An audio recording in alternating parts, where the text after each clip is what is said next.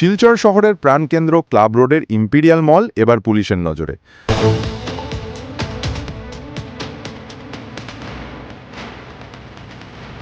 মহাসড়কের পারিজাত হোটেল ও second link রোডে অভিযানের পর এবার পুলিশের হানা শহরের অন্যতম অভিজাত এই শপিং মলের দুটি স্পাতে। বৃহস্পতিবার ২৫ জুন সন্ধ্যা প্রায় 7:30 থেকে শুরু হয় টানা 4.5 ঘন্টার অভিযান। পুলিশ জানিয়েছে, লাভলি স্পা থেকে 21 জন এবং লোটাস স্পা থেকে আরও 5 জন যুবতীকে আটক করা হয়েছে। অভিযান শেষে আটক মহিলাদের বাইরে বের করে আনতে গিয়ে উত্তেজিত জনতার ভিড়ের কারণে পুলিশকে দীর্ঘ সময় অপেক্ষা করতে হয়।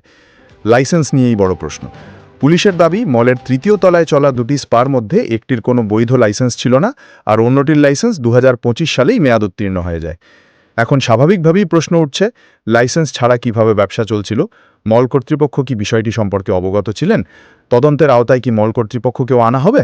এই প্রশ্নগুলির উত্তর এখন তদন্তের উপর নির্ভর করছে।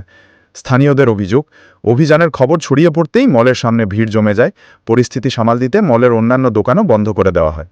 স্থানীয়দের একাংশের অভিযোগ, দীর্ঘদিন ধরেই ওই স্পাগুলিকে ঘিরে সন্দেহজনক কার্যকলাপ চলছিল। তবে এই অভিযোগের সত্যতা তদন্তের মাধ্যমে নিশ্চিত হওয়া বাকি। পুলিশ কি উদ্ধার করেছে? পুলিশ জানিয়েছে, স্পা দুটি থেকে বিভিন্ন সামগ্রী বাজেয়াপ্ত করা হয়েছে, তবে সেগুলোর বিস্তারিত এখনও প্রকাশ করা হয়নি। স্পা দুটির মালিকদের পরিচয়ও আনুষ্ঠানিকভাবে জানানো হয়নি। স্থানীয় সূত্রের দাবি, একটি স্পার মালিক রূপালী নামে এক মহিলা। তবে এ বিষয়ে পুলিশের পক্ষ থেকে এখনও কোনো আনুষ্ঠানিক নিশ্চিতকরণ আসেনি। আরও অভিযানের ইঙ্গিত। উল্লেখযোগ্য বিষয় হলো, অভিযানের সময় কোনো গ্রাহককে আটক করা হয়নি। আটক সকলেই স্পাতে কর্মরত যুবতী।